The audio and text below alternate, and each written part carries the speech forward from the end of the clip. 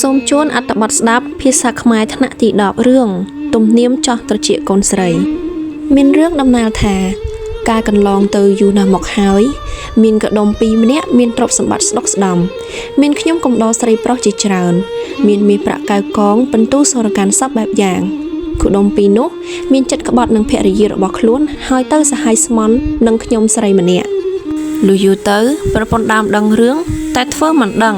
ម្ដេចនឹងធ្វើបាបខ្ញុំស្រីនោះបានថ្ងៃមួយកដុំពីរមានដំណើរចេញទៅស្រុកក្រៅពេញមួយថ្ងៃប្រពន្ធដើមបានឱកាសក៏នាំទាស័យដតីរបស់ខ្លួន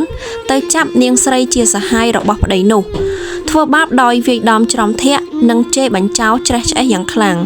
រួចក៏យកដៃគោលមកបោះ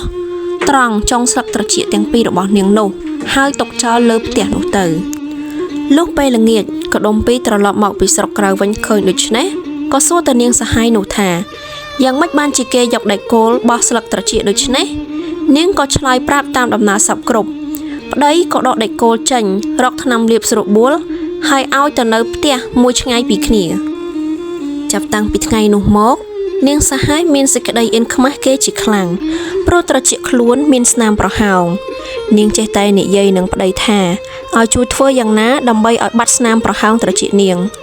ក៏ដុំពីរធានារ៉ាប់រងថានឹងរកមធ្យោបាយធ្វើឲ្យបាត់ស្នាមហើយឲ្យបានល្អទៀតផងនាយប់មួយក៏ដុំពីរដេកសញ្ជឹងគិតថាបើអញយកមាសទៅឲ្យជាងរចនាធ្វើអ្វីមួយដូចដៃគោលហើយយកមកឲ្យនាងពាក់បិទត្រង់រនស្នាមនោះប្រហែលនឹងល្អលុះគិតហើយទើបក៏ដុំពីរចាត់ឲ្យជាងធ្វើបានដូចបំណងដោយបង្កប់ឲ្យមានកញ្ចាំត្បូងពេជ្ររំលេចដោយក្បាច់រចនាផ្សេងៗយ៉ាងល្អវិចិត្រគួរឲ្យចង់បាននាងសហាយក្រោយពីបានពាក់ដៃគោលមានដាំត្បូងពេជ្រក៏ឃើញមានលម្អប្លែកនាំឲ្យនាងមានចិត្តរីករាយក្រៃលែងលុះថ្ងៃក្រោយមកនាងប្រពន្ធដើមបានឃើញត្រចៀកនាងដែលខ្លួនបានចោះដៃគោលនោះមានពន្លឺផ្លេកគួរឲ្យស្រឡាញ់ក៏សួរនាងនោះថានាងបានអ្វីពាក់នឹងត្រចៀកក៏ល្អម្លេះនាងសហាយឆ្លើយថាខ្ញុំពាក់ដៃគោលដាំត្បូងពេជ្រជំនួសដៃគោលដែលអ្នកបានចោះពីថ្ងៃមុននោះនាងប្រពន្ធដើមបានដឹងហើយក៏រកមធ្យោបាយចោះត្រចៀកខ្លួនរួចឲ្យជាងធ្វើដែកដាំត្បូងពេជ្រពាក់ដូចនាងប្រពន្ធចង់ដែរចាប់តាំងពីសម័យនោះមកស្រីអាទៀតក៏នាំគ្នាចោះត្រចៀកកូនស្រីតុកតាំងពីក្មេងសម្រាប់ពាក់គ្រឿងអលង្ការផ្សេងៗជាប់រហូតមកដល់សព្វថ្ងៃនេះ